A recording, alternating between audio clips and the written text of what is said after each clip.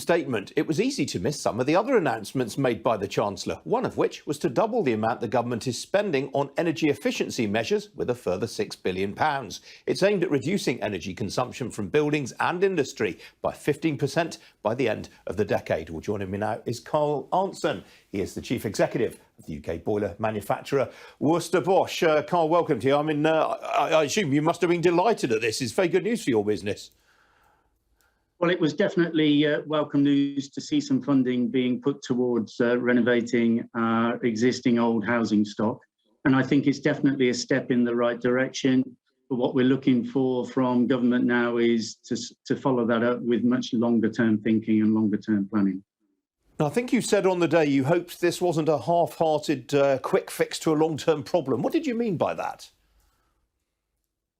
Exactly what I just said, really, that the UK has got the oldest housing stock in Europe, if not further afield. And we know we have to undertake no regrets investment in that housing stock and improve its energy efficiency and invest in the fabric of those properties.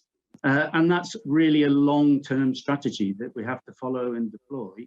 And therefore, my remarks were mainly that I hope this isn't just a short-term activity. We need to follow this up with consistent long-term thinking and long-term planning.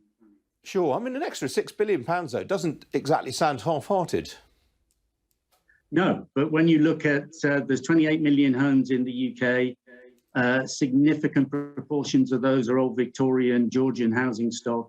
The investment in the fabric of those properties is really expensive, and we need to engage upon that journey and plan it over a long-term period. So the £6 billion is definitely welcome, don't get me wrong, but we need to see that followed up with more policies and long-term consistent planning and thinking.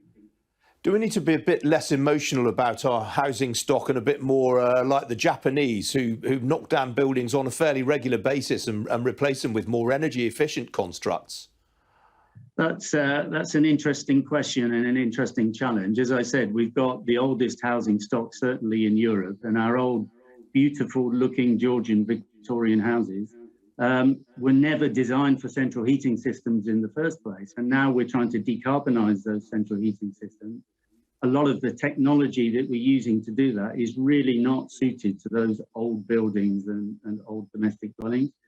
So I'm not advocating that we knock everything down and start again, but certainly bringing those properties up to current modern standards is not a simple task, and it requires lots of money, lots of time, and lots of quality renovation as well, not just a short-term fix. I mean, you're a big global business, Carl. Where do you think, which are the countries that the UK could learn from, do you think?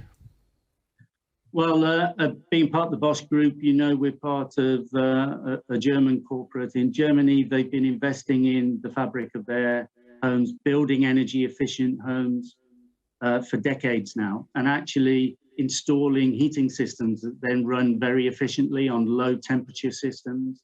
The Germans turn their heating systems on in September and turn them back off in April, and they let the controls manage the heat, the background heat, and manage that on a consistent basis throughout the winter. In the UK here, we get very high degrees of fluctuating temperatures right throughout the winter. We'll get -3 one day and it's +10 the next. And because the houses are so leaky and inefficient, then we can't use the heating system in that long-term trickle heat basis that our colleagues do in Germany, and customers are regularly turning the heating up, turning it back down, turning it up, turning it back down. So we've got to invest in the fabric of the properties to bring them up somewhere close to what we see exists in Germany. Now, obviously, the government is keen for a lot of people to install heat pumps, which you manufacture, of course. How do those sell compared with the conventional boilers that you manufacture? Here in the UK, it's very small numbers at the moment. I think this year there'll be about 50,000 heat pumps sold into the UK this year compared to about 1.6, 1.7 million boilers. In Germany, the numbers are climbing quite quickly now, partly because they're trying to reduce their reliance on Russian gas supplies. Plus, they've got the efficiency of the housing stock that they can deploy alternative technologies. So we're seeing several 100,000 go into Germany each year at the moment, And across the whole Bosch group, yeah, we're selling hundreds of thousands of heat pumps across Europe, but very few here in the UK at the moment. What needs to happen for that to change? Presumably the price needs to come down. There is a price and cost barrier at the moment. So compared to a boiler, a heat pump installation is significantly more expensive. And I think over time, as the volumes increase, those costs will gradually come down. But I think also we've got to really think differently about how we heat our homes moving forward. We've had a heavy reliance on just one technology, which is natural gas. So I think there's a much more diversified technology landscape moving forward, but particularly where we can deploy heat pumps quickly and easily is into new houses.